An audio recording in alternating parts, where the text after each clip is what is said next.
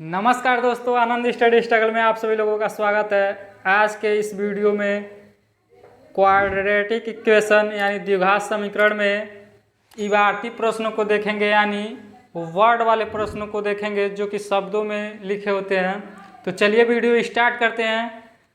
Question दिया गया है, प्रश्न संख्या 2, निम्न स्थितियों को गणितीय रूप में व्यक्त कीजिए। यानी जो इबारती में प्रश्न दिया गया है उसको गणितीय रूप में व्यक्त करना है। क्वेश्चन क्या दिया इसमें, दूसरे क्वेश्चन नंबर 2 में पहला क्वेश्चन दिया गया है, जॉन व जीवंती के पास कुल मिलाकर 45 कंचे हैं, दोनों 5-5 कंचे खो देते हैं। अब उनके पास कंचों की संख्या का गुणनफल 124 है।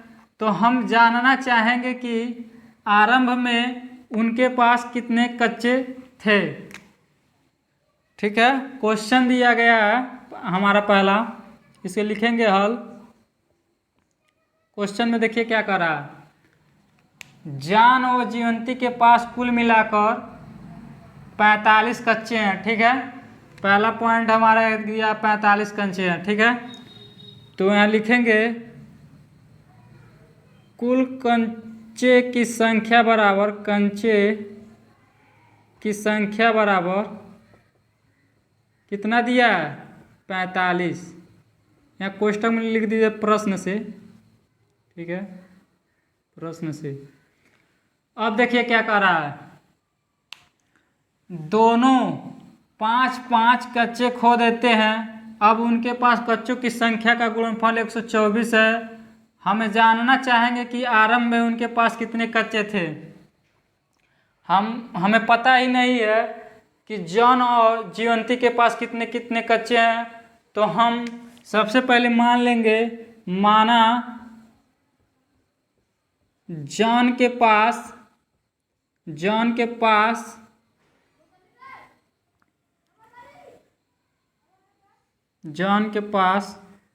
कंचे की संख्या बराबर, कंचे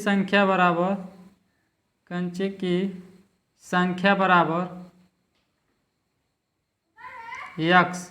जब पता ही नहीं है तो यक्स मान लिए। तो अब क्या होगा जीवंती के पास, तो जीवंती के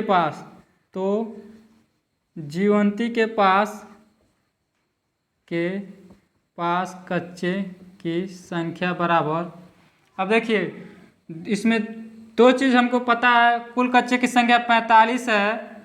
अगर मान लीजिए दो लोगों में बांटना है, ए और बी में, यानी हमने ए को एक्स मान लिया, तो बी के पास कितना होगा, यानी 45 में से ए को घटा देंगे, ए को कितना मिला है, एक्स।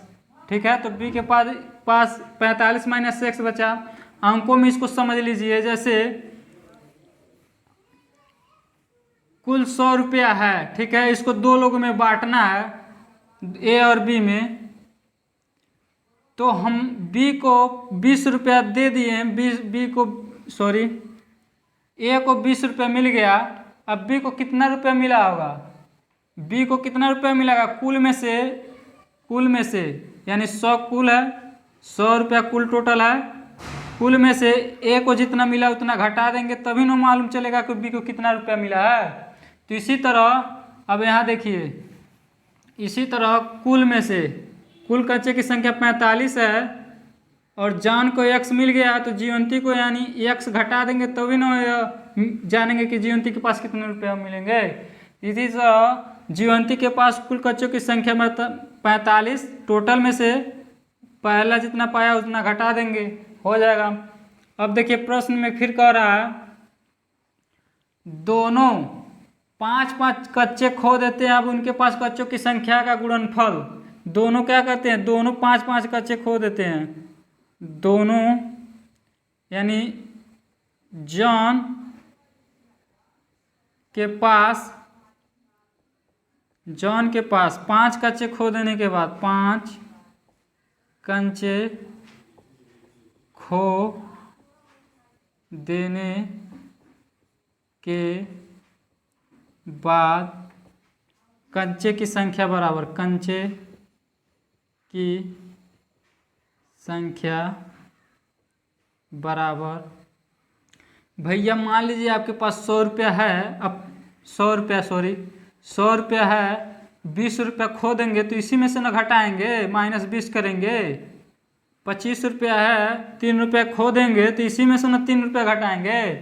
तो हमारे पास जॉन के पास कुल एक्स कच्चे की संख्या है, अब 5 कच्चे खो देंगे यानी एक्स से कुल है और 5 खो रहा है इसलिए माइनस करेंगे, ठीक है।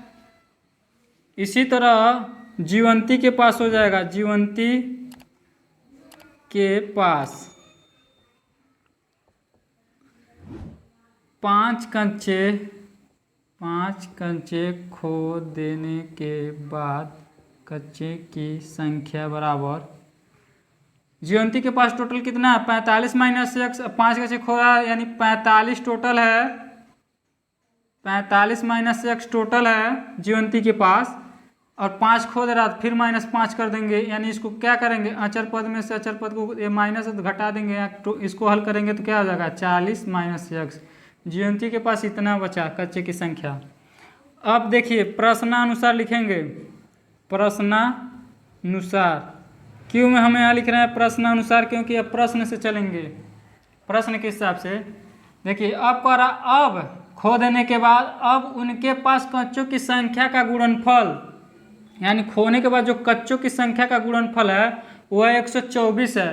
तो खोने के बाद कच्चों की संख्या क्या क्या मिला, x - 5 और 40 - x। तो यहाँ x - 5 और 40 - x मिला है, और गुणनफल कह रहा है, गुणनफल यानी गुणनफल यानी इन दोनों का जो गुणनफल है वो 124 होगा, ठीक है। समझ में आया यहाँ तक। कह रहा है 5 कच्चे खो देने के बाद अब उनके पास कच्चों की संख्या का जो गुणनफल 124 है, ये भी संख्या है, लेकिन खोने वाली बाद वाली संख्या को लेना है, ठीक है। 5 कच्चे खो देने वाली बाद संख्या को लेना है, जैसे खोने के बाद जॉन के पास x - 5 बचा और जीवंती के पास 40 - x। अब इनका जो गुणनफल है वो 124 है, ठीक है। अब हल करेंगे, इसको क्या करेंगे, इसका x का गुणा एक बार इन दोनों में होगा तो x का गुणा 40 में होगा तो 40x, ठीक। यहाँ तक समझ में आया। फिर देखिए 40x और फिर x का गुणा -x में होगा तो -x², ठीक। अब इसका x का गुणा इन दोनों में हो गया, अब 5 का गुणा इन दोनों में होगा, ठीक है। तो ये -5 है प्लस 40 है, गुणा होगा तो ये क्या हो जाएगा 200 हो जाएगा, ठीक है। क्योंकि 5 चौक को 20 और पीछे एक 0 तो 0, ठीक। और माइनस है तो माइनस। अब देखिए ये -5 है और ये -x है, माइनस का गुणा होता है तो क्या हो जाता है प्लस, और यह कितना है 5 का x में होगा तो 5x हो गया। अब बराबर इधर कितना बचा 124, ठीक। यहाँ तक समझ में आया। देखिए इस x का गुणा इन दोनों में किया हूँ, फिर 5 का गुणा इन दोनों में किया हूँ। देखिए x प्लस है और 40 प्लस है, ठीक है। x भी प्लस है 40 भी प्लस है, और गुणा किया हूँ तो 40x, और x प्लस है ये x माइनस है, प्लस और माइनस का गुणा होगा तो प्लस और माइनस का गुणा होगा तो माइनस होगा, और x का गुणा होगा तो x², ठीक। यहाँ -5 है, यहाँ प्लस 40 है, 5 का 40 में गुणा होगा तो 200 होगा, अब माइनस प्लस का गुणा होता है तो माइनस होता है, ठीक है। इसी तरह 5 का गुणा x में किया हो तो 5x हुआ है, और माइनस का गुणा हुआ तो प्लस हुआ है, ठीक है। अब क्या करेंगे, ये देखिए 40x यहाँ पर है और 5x यहाँ पर, दोनों क्या है प्लस है, ये 45x हो जाएगा, ठीक। -x², और यह कितना बचा -200, बराबर के इधर 124 है, प्लस में है, इधर लाएंगे बाएं पक्ष में लाएंगे, यानी पश्चांतर करेंगे इधर तो ये माइनस में हो जाएगा, क्योंकि प्लस में तो माइनस हो गया 124, बराबर इधर कितना बचा 0। अब इसको सजाती पद में लिख लीजिए, क्योंकि हम लोग द्विघात समीकरण हल कर रहे हैं तो सबसे बड़े वाले घात को पहले लिखेंगे, उसके बाद उससे छोटा, उसके बाद उससे छोटा, ठीक है। तो सबसे बड़े वाले घात इसमें 2x² है, चिन्ह कैसे तो लिखेंगे -x²। अब x का घात वाला यह 45x, प्लस में तो प्लस लिख रहे हैं 45x, ठीक।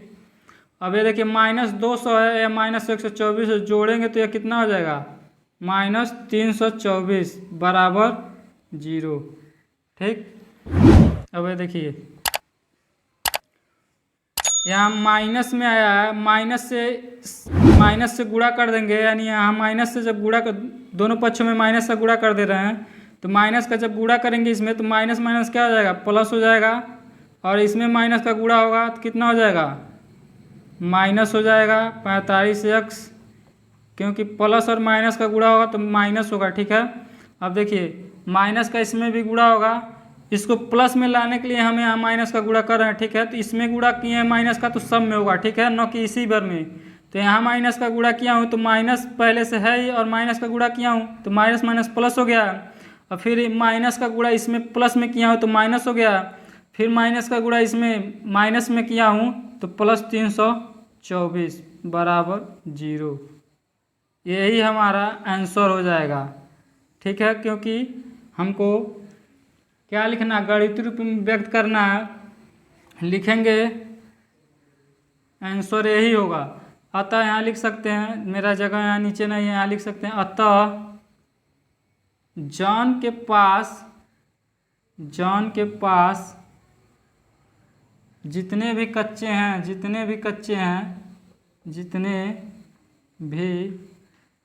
हैं वह समीकरण x² -45x +324 बराबर 0 को संतुष्ट